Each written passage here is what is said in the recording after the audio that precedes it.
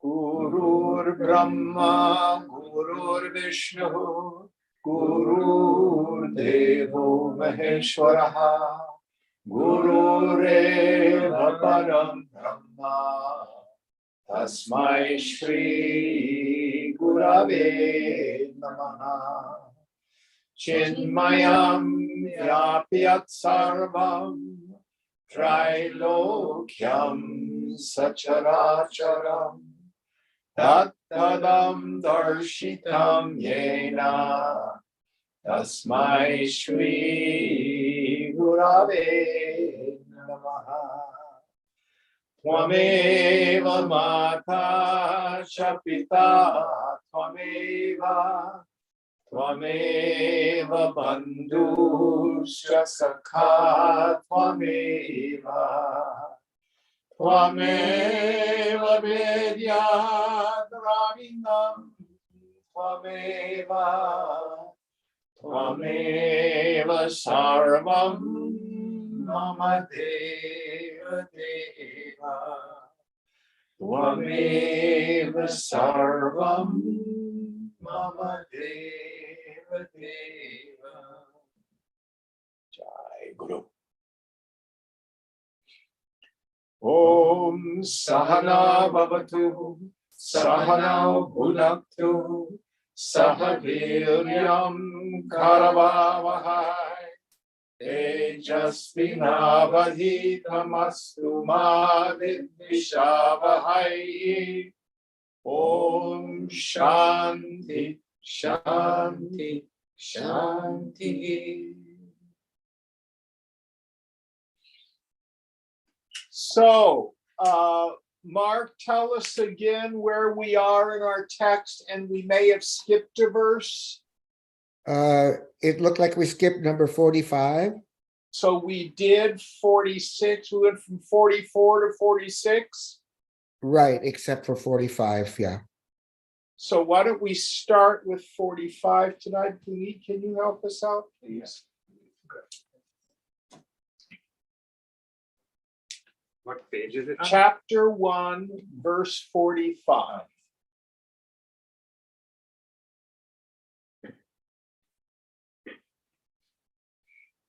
Yada malina sattvam tam kama karmadi dushitam adadatte tatparam brahma tvam padena tadochyate. When the Supreme Brahman superimposes on itself a vidya, that is sattva mixed with rajas and tamas, creating desires and activities in it, then it is referred to as thou. Okay, so what Vidyaranya is doing is an exegesis. This is a scriptural understanding, a pulling apart of the great Mahavakya Tat Tvam Asi, that thou art. Tat means that, Tvam means you, Asi is the verb to be. And the basic point that he's getting at, we worked on this last time, microcosm, you. Macrocosm, infinite. When the Mahavakya says that thou art, it doesn't make sense in the beginning. How can I be God? I'm upset and anxious. I'm fearful. I'm angry. And I can't do a whole lot. I'm limited to this body. I have a hard time keeping my desk clean. How can I be God? Or is spiritual practice about making this individuality really big. Am I going to get siddhis and then I'll be God? And I could read people's minds and fly through the air. Is that what it's about? And what Vidyaranya is saying is no. That what we're doing is what I call the cosmic striptease. We are using this very basic practice, Vedanta practice of discrimination between the subject and the object, discrimination between the eternal and the non-eternal. Actually, in Shankara's definition of viveka, Brahma Satyam Jagam Yeti Rupa Vinishchayaha Soyam Nitya Anitya Vastu Viveka Samudharitaha. So the words he's using are the discrimination between the Nitya, eternal, and Anitya, non-eternal. We usually say real and the unreal. Literally, that's what it says. Nitya, anitya. So, here's what he's working at. I have a physical body. The infinite has a physical body. The Jagat, the creation. I have a subtle body. My own thoughts and feelings. The infinite has a subtle body, the total mind. I have a causal body, my vasanas. The infinite has a causal body. We call it Ishvara, the Lord. That which wishes everything, the total vasana. But at the core of my being, Chidakasha, the space of pure awareness, and the ground of being of the whole infinite, we call Brahman. What is Brahman? Prajnanam Brahma. Brahman is consciousness. And the Mahavakya says they are the same thing. So how does this world come about? By the inherent Maya Shakti of the infinite. So Maya is co-eternal with the infinite, what it always does. And then through the properties of Sattva, Rajas, and Tamas, this entire cosmos of things and beings comes into existence. Any thoughts on this? I have a question, Jim. Who's that? David? David, yes. The last paragraph of the commentary is a little confusing to me. It says, desires and activities are phenomenal, and as a result of avidya, not really created in Brahman. Okay, what he's driving at here is my desires and the activities they produce are actually imagined. The easiest way to understand this, David, is to go to the dream state. You are the god of your dreams. So the way you manifest a dream is the same process whereby the infinite does the whole creation, except the infinite doesn't get diluted. But the point here is, in the dream, I have a dream body, which I've imagined. I have a dream ego, which I've imagined. I have dream desires in my dream. oh, I want to do such and such and so, or the antithesis, oh, that's scary, I want to get away from such and such and so and so. So the activity in the dream, the feelings in the dream, the thoughts in the dream, the objects in the dream, the situation in the dream is just my mind having refracted into these elements. But they're not real, they're not substantial. They're still ultimately imagination, sankalpa.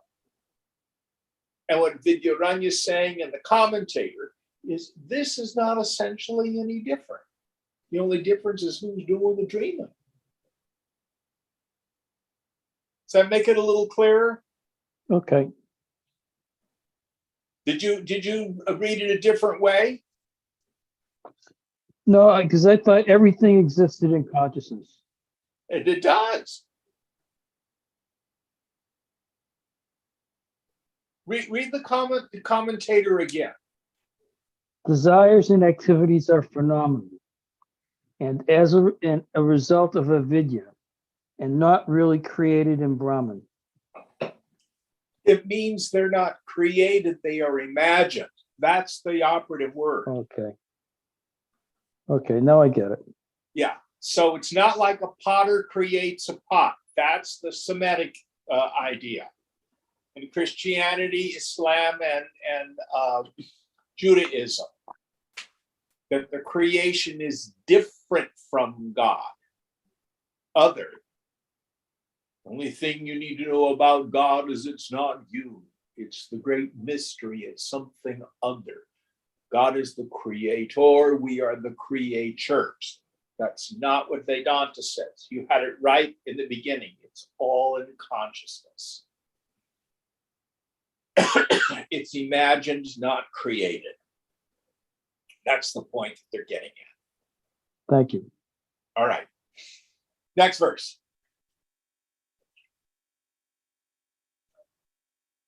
We did 46. I don't know. Should I do it again? Let's see what happens. Tita yemapi tam muktva paraspara virodhinim akhandam satchidanandam mahavakyena lakshyate. When the three mutually contradictory aspects of Maya are rejected, there remains the one indivisible Brahman whose nature is existence, consciousness, and bliss. So go ahead. I'm sorry. This is pointed out by the great saying that thou art. Yes. So here he says, at the macrocosmic level, when I negate that which is imagined in Brahman, meaning what appears to be impermanent, all material physical phenomena, all emotions, all thoughts, all images, all voices, everything like this. The total vasana, the impulse of the infinite. What's left is Brahman consciousness. When I negate all the content of the dream, and instead look to what is the context of the dream. It's nothing but the fabric of my individual mind. Taking form as the people, places, things, conditions, the body, thoughts, feelings. Any thoughts on this? Next one.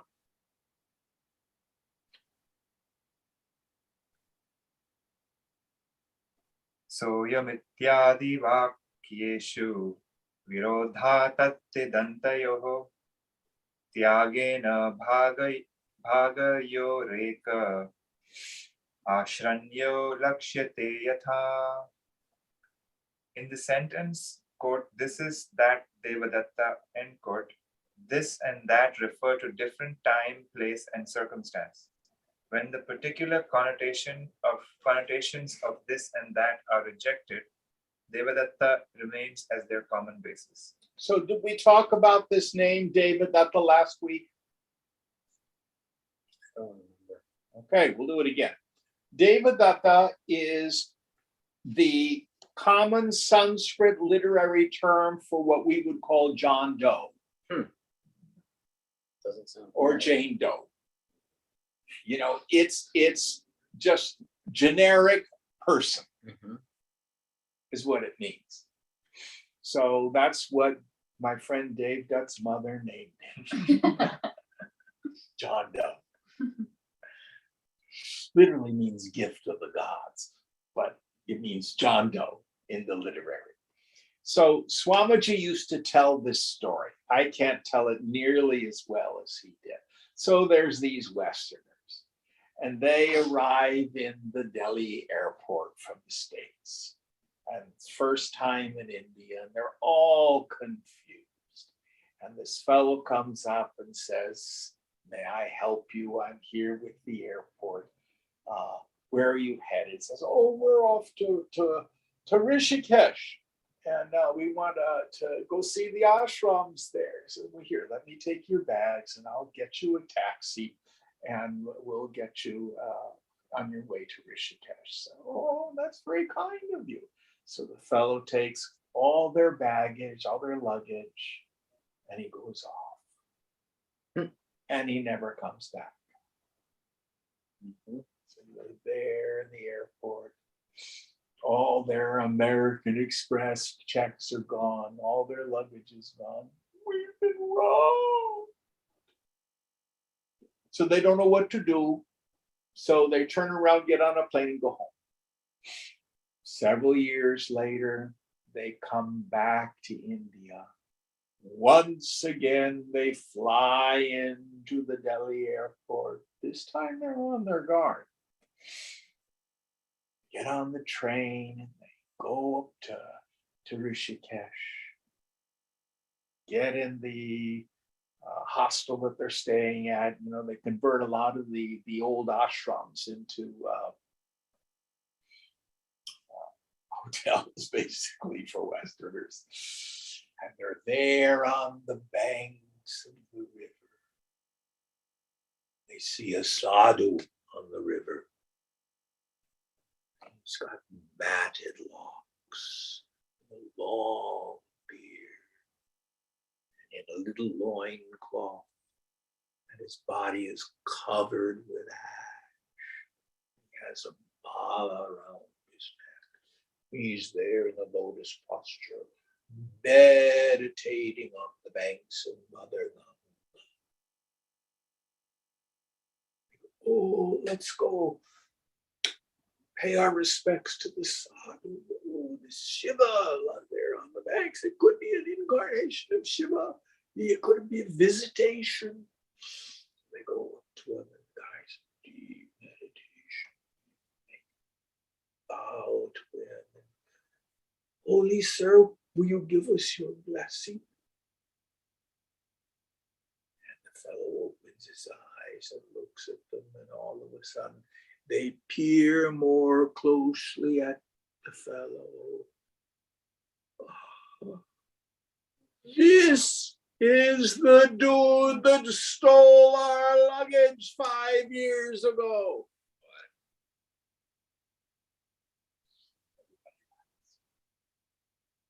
So what's the point of the story?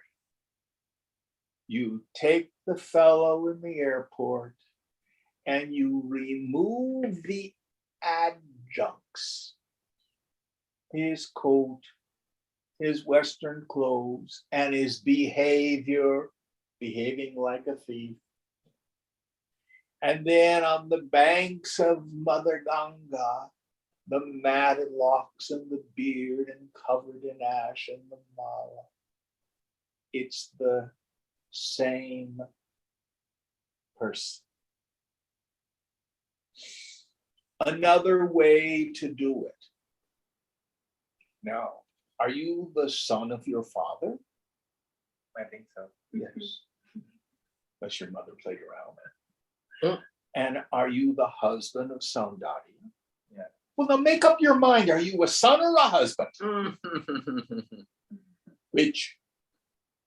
Yes. Both. Oh, it's the same you. What is different is the qualifying adjunct. Does that make sense? Are you the scholar going to Harvard? Are you the dancer? Same you. Likewise, Brahman clothed in the adjuncts of individuality, an individual body, mind, intellect, and vasanas. We call it a person.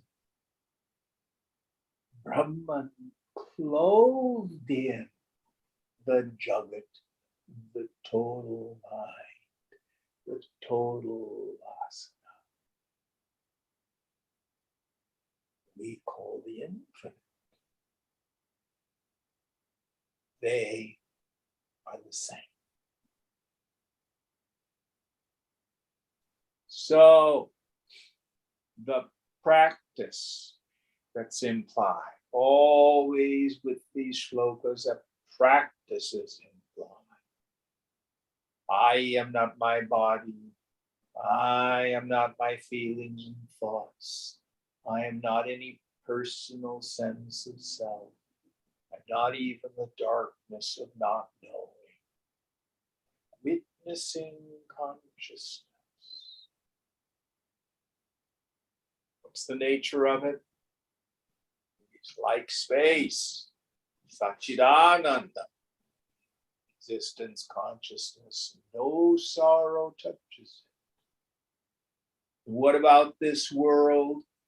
It is all consciousness appearing as name and form. We want to withdraw our energy, gushing out, positive or negative, slobbering all over the stuff. Sarvam Kalvidam Brahma. All this is verily Brahma. It's all God.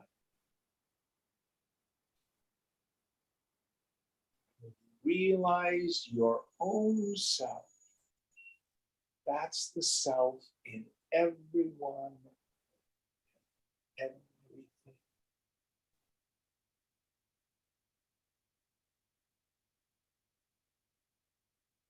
So that's, again, the classic understanding of this is that Devadatta.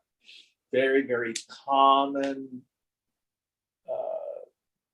example in the scriptures. Any thoughts on this?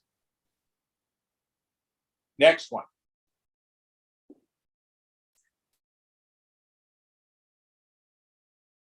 Maya vidhe vihayaivam upadhi parajivayoho akhandam satchidanandam parabrahmaiva lakshyate. Similarly, when the adjuncts Maya and Avidya, the conflicting connotations in the proposition that thou art of Brahman and Jiva are negated, there remains the indivisible supreme Brahman, whose nature is existence, consciousness, and bliss. So in the older literature,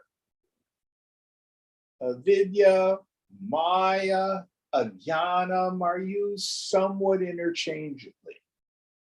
By the time we get to Vidyaranya, they're very clearly defined technically. Avidya is the term we usually use for my own personal ignorance. I, Jim, do not know that I am Brahman. Why not? Avidya. Maya is the power of the infinite by which all this comes about. And part of the nature of Maya is it has a veiling power such that the beings in this world do not know that they are Brahman.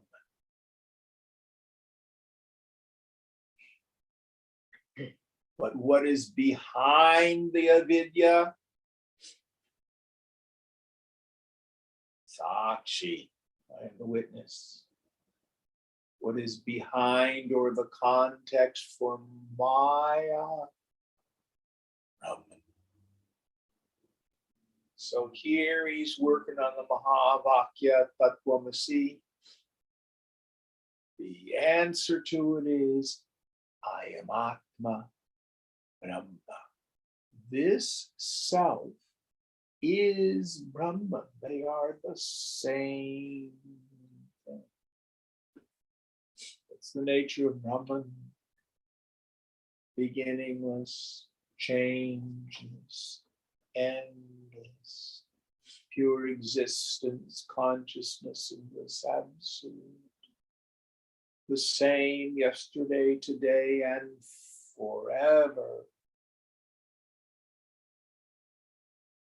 That is the truth about the self.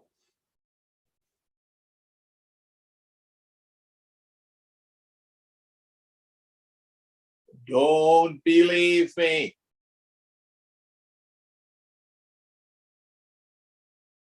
Just a little bit. Tune up the mind. Turn the jnana chakshu, the eye of wisdom, within. Notice the knower. Whenever you do it, all you ever see is the space of pure awareness.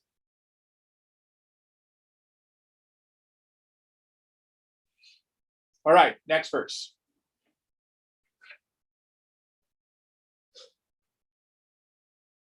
Savikalpasya lakshyatve lakshasya syada vastuta nirvikalpasya lakshyatvam na drishtam na cha sambhavi. Oh, I love it. Go ahead. Objection. If the denoted object of that thou art, that is Brahman, is with attributes, then it becomes unreal.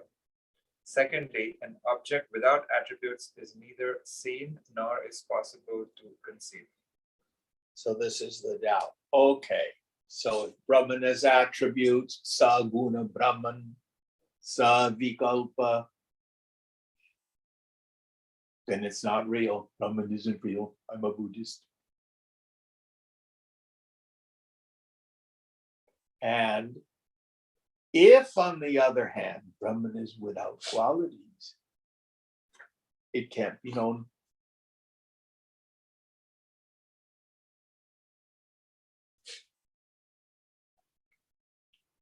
I can't see it in meditation. Whatever wackadoodle mind state I'm in, will I ever see Brahman go by? No. It is never knowable. So the objector says it's not knowable. And if it is phenomenal, we just talked about all the phenomena is in fact Brahman, then it's not real. Let's see if Vidyaranya resolves the objection. Going on.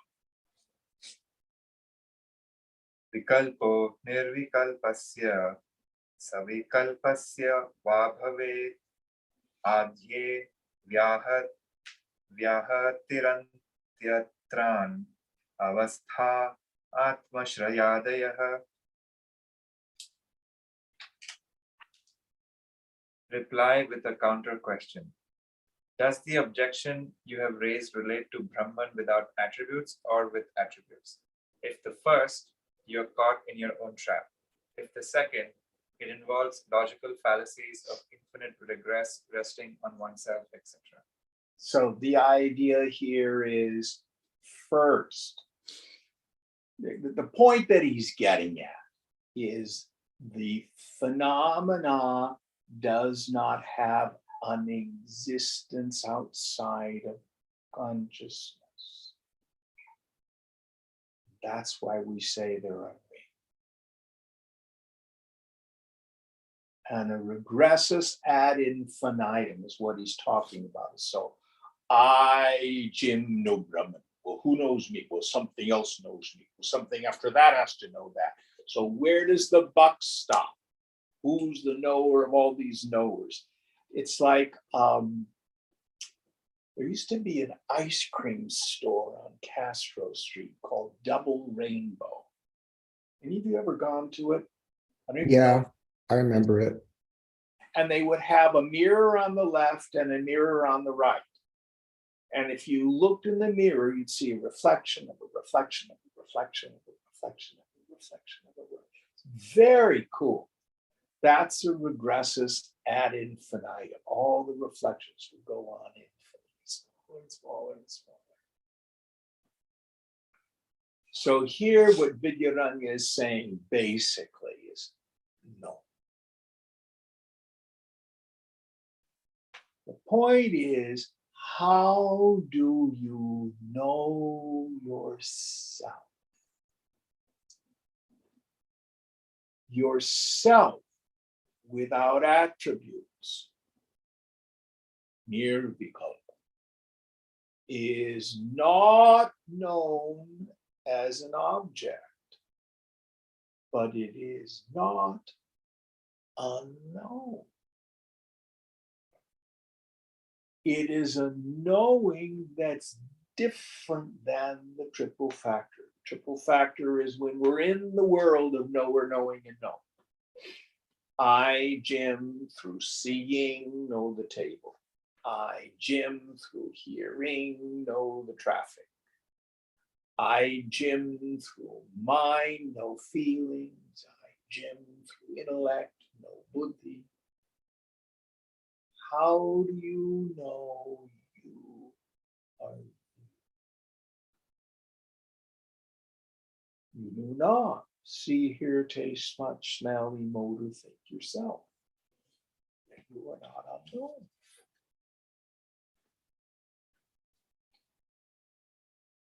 Nobody has the experience. Oh, I woke up to this morning and I didn't have a self. You may say that, oh, it was indeed meditation, myself disappeared. Who knew that experience? Something still remains. Maybe your ego disappeared. You do not. But it's pure subjectivity. Yourself is not known as an object.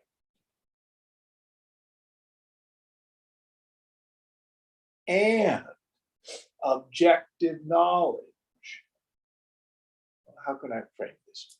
What actually happens is consciousness seemingly forks into subject object. At night, the mind, the stuff of mind is wrapped up into pure ignorance and deep sleep. No subject, no object. Then the dream happens. It is the mind itself that goes into the individual knower of the dream and all the stuff in the dream. This is no.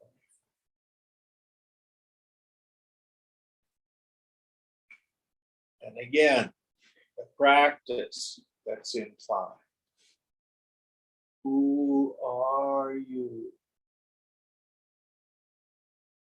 You are that knower, which is kutusta, ever stable and unmoved.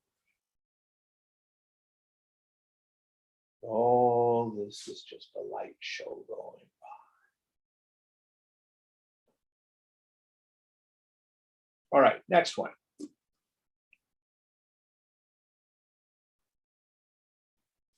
idam gunakriya jati dravya sambandha vastushu samam tena swarupasya sarvam medati tishyatam. The same logical fallacies may be shown in any object having substance, species, quality, action, or relationship. So I accept all these attributes as existing, superimposed on by the very nature of things. Yes. So, just as in my dream, the attributes of the car I'm driving, the attributes of the person in the car with me, the attributes of the road are all superimposed on the substratum of my mind. So also the entire creation, the total mind, and the vasanas,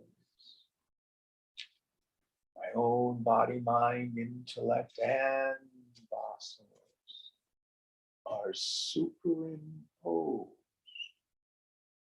on consciousness.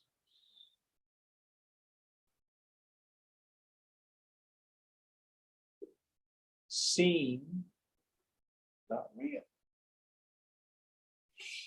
Just like when I bring out the crystal ball, when you look at the images in the crystal ball, what is there is a homogeneous mass of stone, quartz crystal.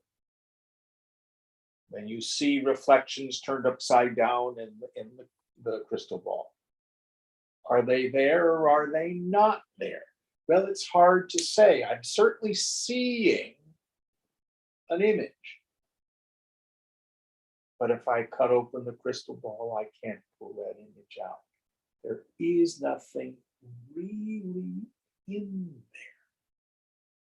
It's just the nature of the crystal, which is a homogeneous mass of stone.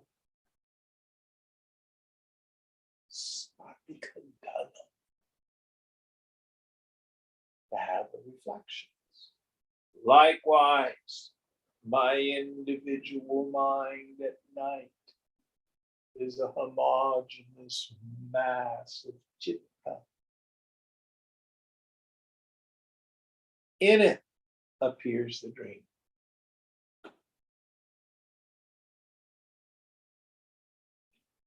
We can go to the waking state and go to the world of fantasy or imagination. You can imagine an elephant. You can imagine a piece of fruit. You can imagine a mountain. What are they made of? What's the material cause of those? It's thought. It's the mind itself appearing as that. Yet I, the subject, do not change. Oh, Jim, you look so tired. What's the matter? I imagined a really big mountain today. Took a lot of me. No.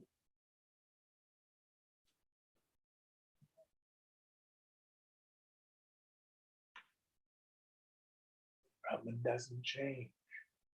Yet we see a jagat, a creation. It's always changing.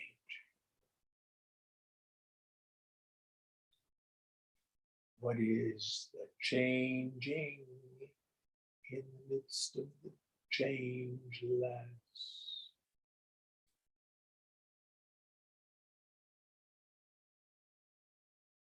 Next verse.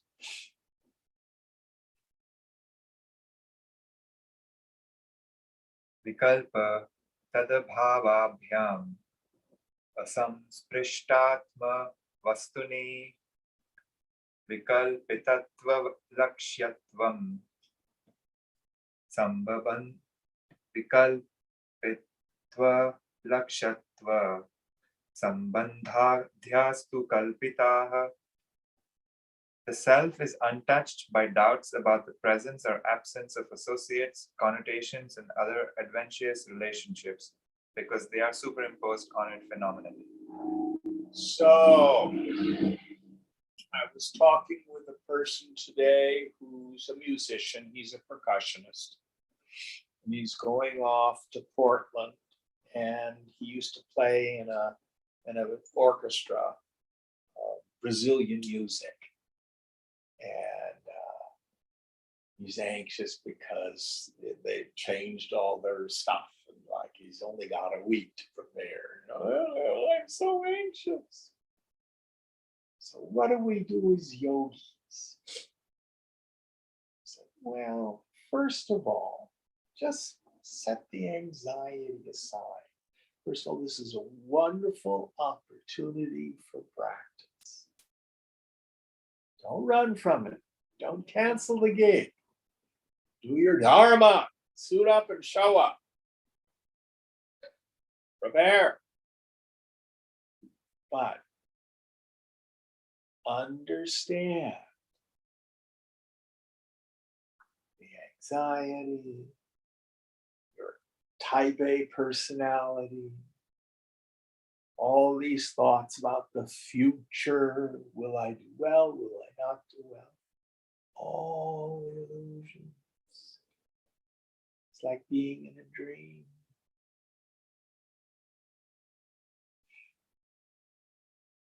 What do we do? What I suggested to him, put your mind on the music.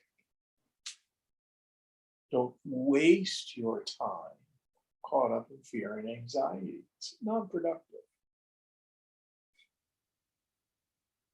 Set aside a reasonable amount of time. You work 8 hours a day.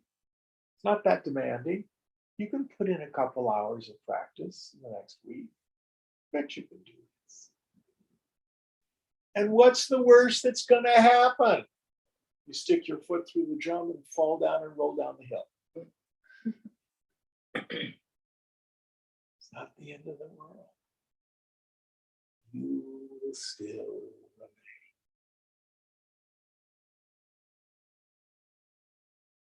So when we can start to see that the phenomena of the world and the mind's silly reactions to it, even when egoism arises,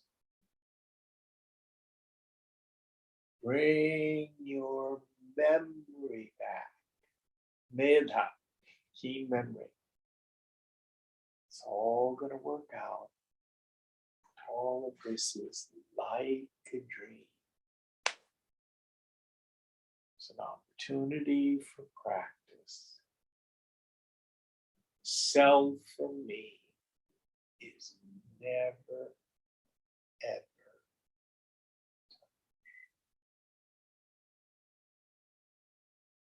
Very practical.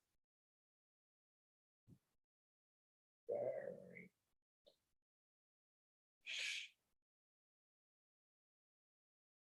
For the person in ignorance who's not a practitioner, not a yogi, when fear, anxiety, future tripping comes up, or the other half of this, regret for the past, I want to get away from these feelings. But the yogi goes, oh, look at this. Grist for the mill. It's an opportunity for practice. So, Puneet just came back from the meditation retreat. Hypothetical. What if anxiety arose in one of your meditation sits? What would you do? Check with it, And what happens? changes.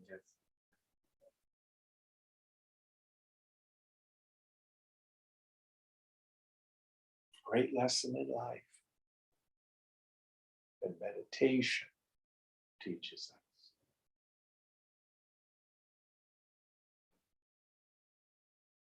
Yogi learns to not run from discomfort. That's my guru. Any thoughts on this? Next verse.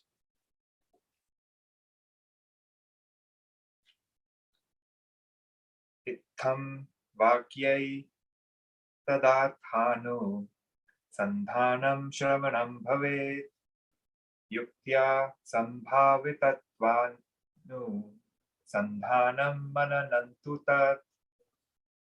The finding out or discovery of the true significance of the identity of the individual self and the Supreme with the aid of the great sayings like Tattvamasi is what is known as Shravana. And to arrive at that possibility of its validity through logical reasoning is what is called Manana. So here, what he's doing is breaking down these 3 levels of practice that the scriptures talk about: Shravana, Mananam, Nididhyasana. Shravana literally means hearing, but we could hear with our eyes when we read scripture. We hear the teacher break down the subtle meaning of the scriptural passage. Then what do? We think about it. We examine it. Listen carefully. Real spirituality is profound common sense. Real spirituality never asks us to believe in something. It's fantastic.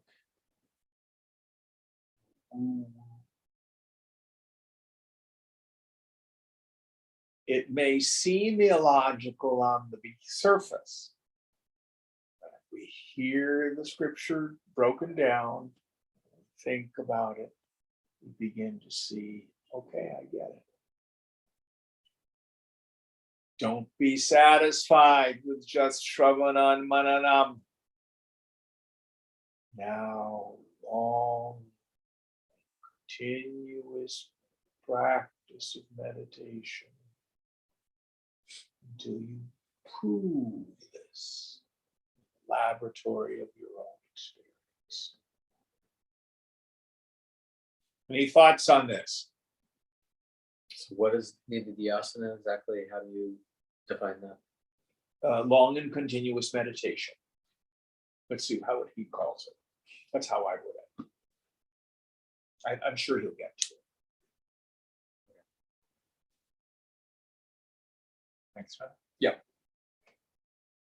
Tabhyam nirvichittik sethe chetasah sthapitasya yat ekatan tvama te tathi nididhyasana muchyate. What do you know? And when by Shravana and Manana the mind develops a firm and undoubted conviction and dwells constantly on the thus ascertained self alone, it is called unbroken meditation, Nididhyasana. Unbroken meditation, he calls it.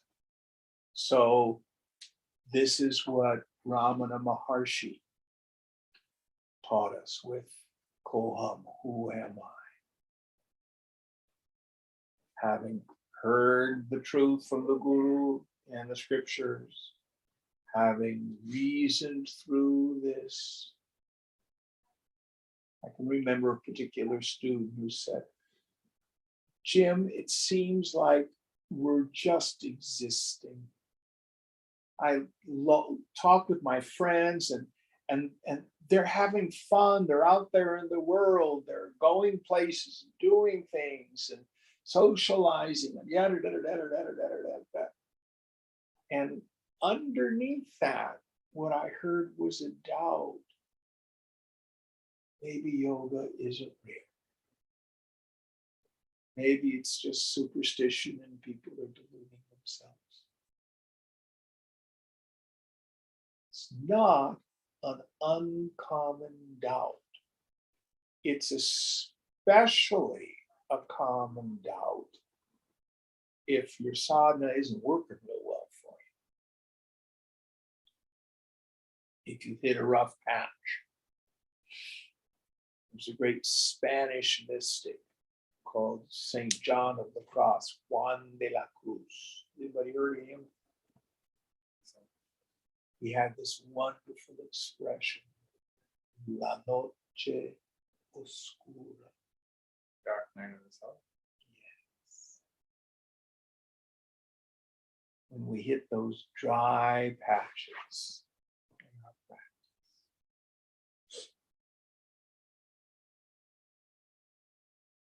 Then our study of the scriptures, our own logical reasoning, and the evidence of the great sages who say it's true, inspires. No, keep on keeping on. Don't give up. Keep at it.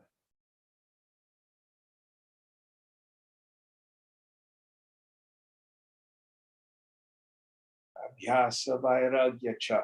Those are the two things we do. Continue our practices and renounce, let go of attachment. Keeping the attentive faculty introverted. What is my essential nature? Who am I? Not the body, not the prana, not the feelings, not the thoughts.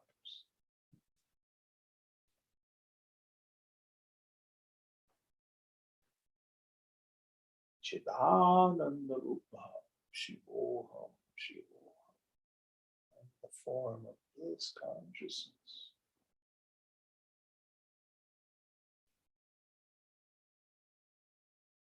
All right, any questions about these three stages? Very classic stuff. All right, next one.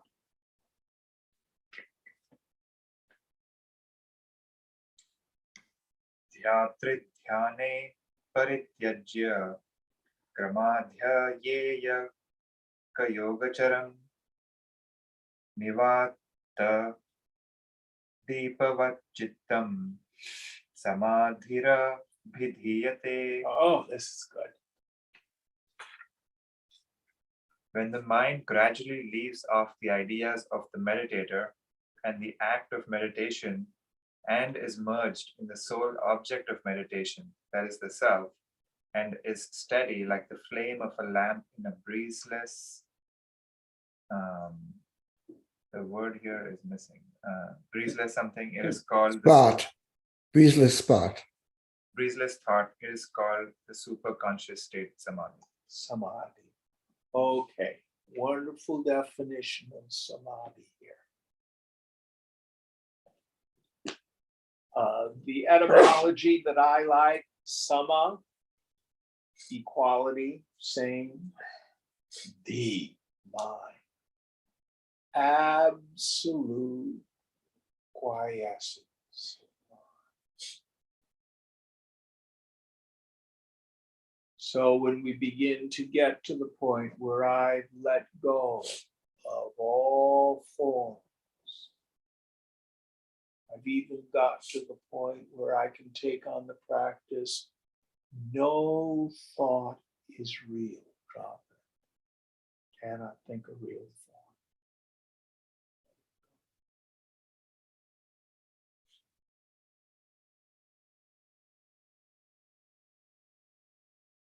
We unknow the mind.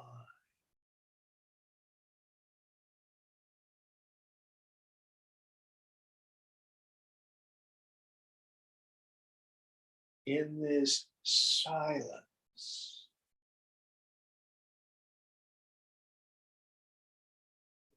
personal sense of self ends.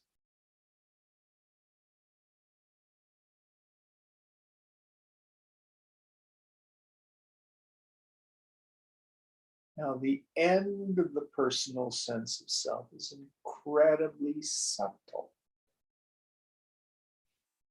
I like to say the shift between the dreamer and the waker is a gross shift. The alarm goes off, away, the dream is gone. But when the mind is poised and suspended,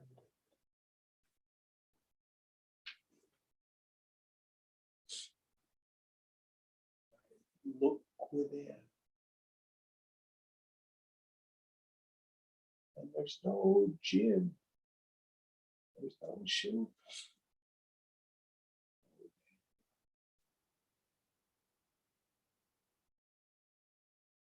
And when the mind returns and goes, oh, there's nothing there. I get it.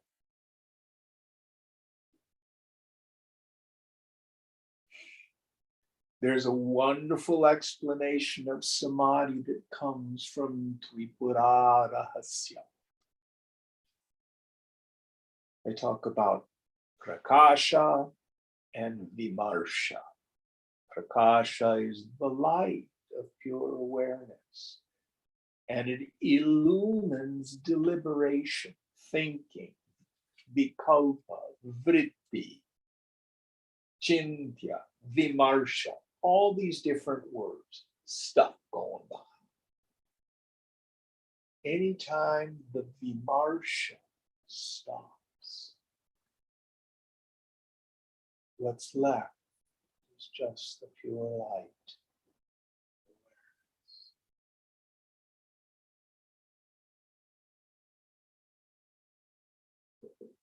It's the same for everyone.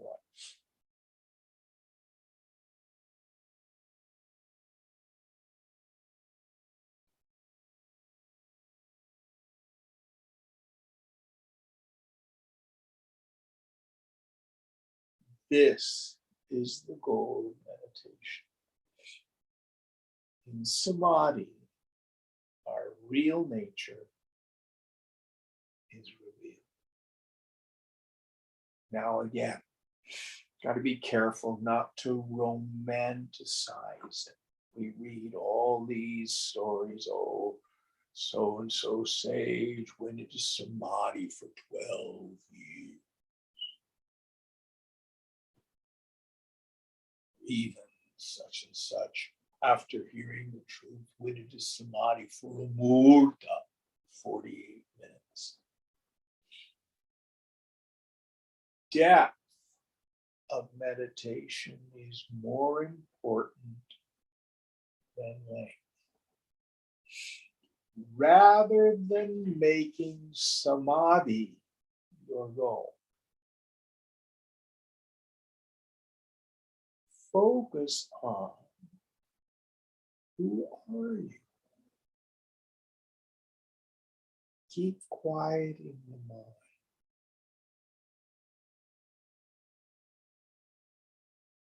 Till there's space between your thoughts. Who is it who sees the thoughts and the space between?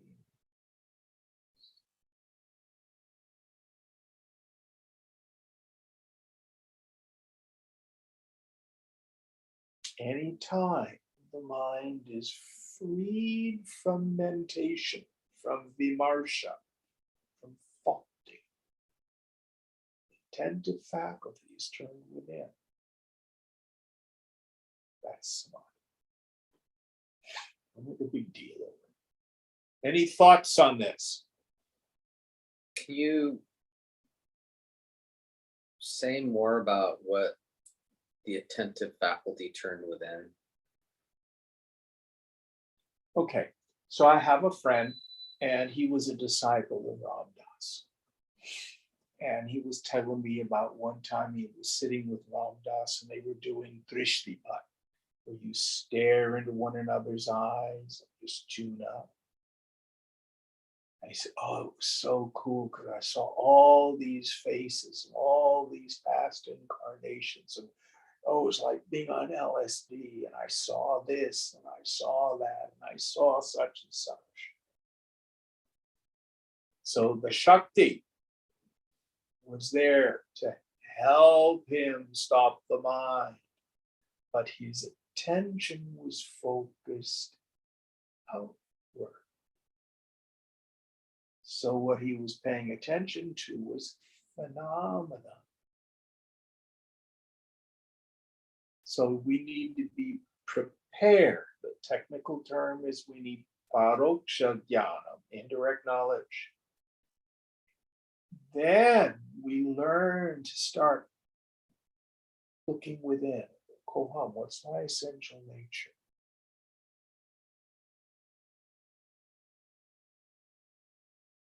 And when the mind ends, then it returns. I'm not distracted by all sorts of psychedelic phenomena or psychic stuff.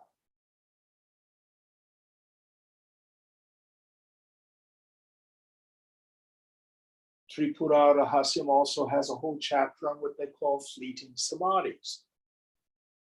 They say essentially people experience a state with no thought all the time. But if the attention is focused outward and you aren't prepared, you would just say, oh, I just spaced out. Sahaja, you talked about Sahaja Samadhi before. Well, just that just being empty is not enough. You know, you need to be prepared to be able to get to see what's going on. And that's what I mean about this deep introversion of the attentive faculty. Is it an action? Is it an observation? Is it an awareness? Is it an I don't want to asking of get a caught question? up in words. I don't want to get caught up in words. That's the best I can do. Yeah. Try to go there with your own experience. I am. That's why I'm asking. And what I would say is if you have doubts, keep getting quiet. But what I would say for you, Daniel, when you tune up the mind, notice the knower, do you have any doubts about your essential nature? You see any person in there?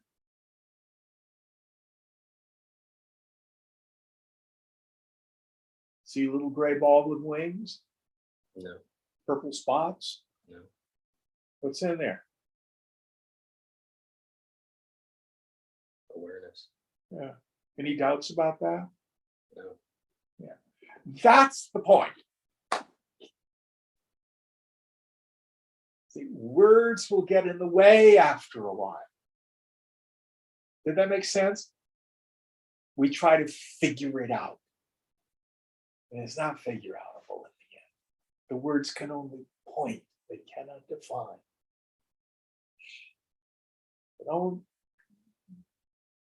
All these discussions about samadhi and the introversion of the attentive faculty and stuff like that. Is it the mind that's knowing the self? Well, not really, but all that is a mind F. Mm-hmm. Stop the thinking.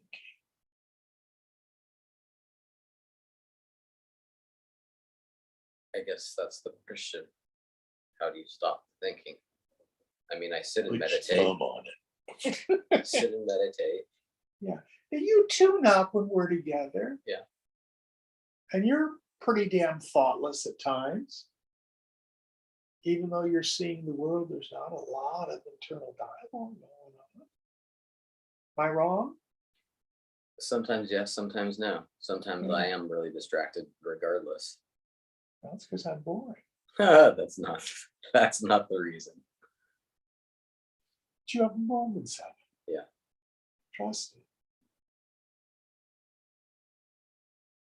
Trust it. When you have these glimpses of yourself, nature, does it correspond to what the scriptures say?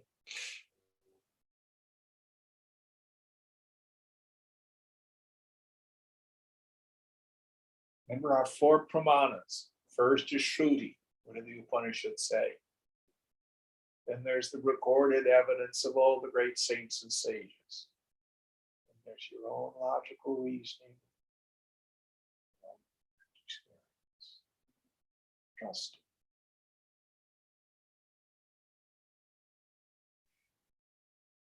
it. Knowledge of the self, if it's real and valid, is absolutely self-validating. You don't need to go to the teacher. Have I realized yet?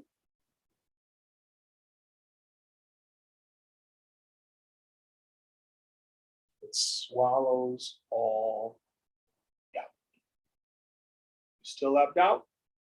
Do more tapas. Keep scrubbing the mind and quit believing the mind.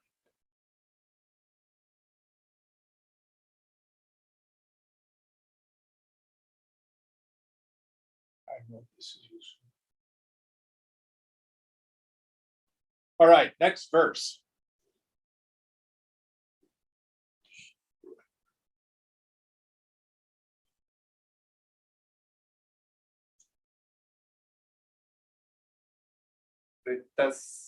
वृत्तयस्तु तदानीं ज्ञाता अप्यात्मगोचराः स्मराद अनुमीन्यन्ते व्युत्थितस्य समुत्थितात्. Though in samadhi, there is no subjective cognition of the mental function having the self as its object, its continued existence in that state is inferred from the recollection after coming out of samadhi. Yes. So the way I like to phrase it, there's two kinds of knowledge. In samadhi, even if it's just moments, there's no individual and you're not paying attention to the phenomena. Yet you are. Then when the mind returns in memory, the mind goes, oh, there is no Jim. There is no Daniel. That's just a kind of vritti that rises and falls. What's really there is the space of pure awareness. This is the recognition, the aha that happens in the subtle intellect when it returns from samadhi. Now, some people have a deep and profound samadhi that is extensive and it's so clear. For others of us, it may just be a shift.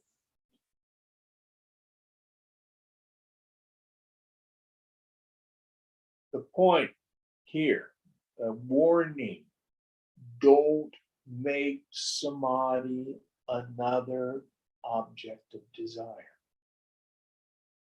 You can be tortured with that. Instead, stay focused on what is my essential nature? Who am I? That is most clear in a very quiet mind. The personal sense of self is a shadow self. A shadow only appears when light is obscured or occluded. The cool thing about self-inquiry, when you start turning the attentive faculty within and you go looking for a Shopa or a Puni or a Daniel, it falls.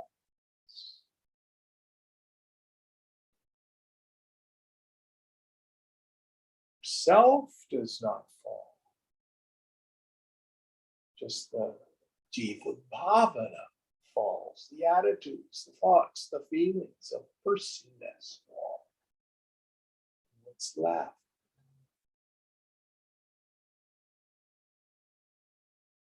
Chidananda. Then the intellect flashes and goes, oh, there's nothing there.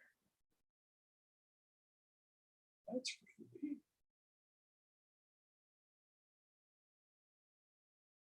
Where did my ego gone? It's there for a long time. I'm gone.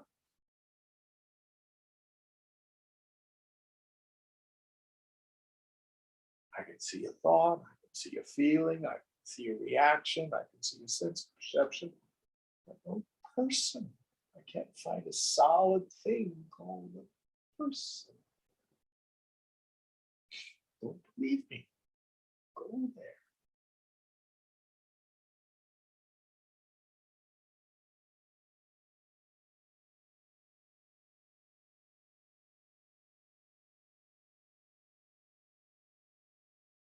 All right, it's 9 o'clock. What verse are we on for next week?